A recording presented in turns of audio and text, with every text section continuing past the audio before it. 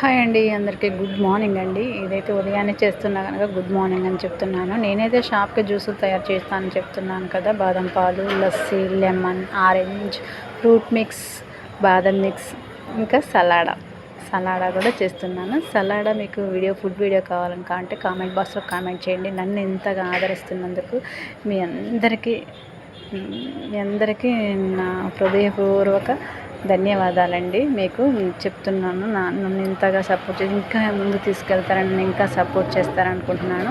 Full video అయితే సలాడా చెప్తాను. సలాడ్లో చాలామంది పైనాపిల్ ముక్కలు, పైనాపిల్ ముక్కలను ఇవి బొప్పాసి ముక్కలు వేయమని చెప్తున్నారండి. సలాడాలో పైనాపిల్ ముక్కలు, బొప్పాయి ముక్కలు వేయకూడదు. ఎందుకంటే అందరూ తినబుద్ధి అయ్యిద్ది. ఇప్పుడు కొంచెం ప్రెగ్నెన్సీ లేడీస్ తినాలనుకుంటారు, వాళ్ళకి తినబుద్ధి అయ్యిద్ది అన్నీ.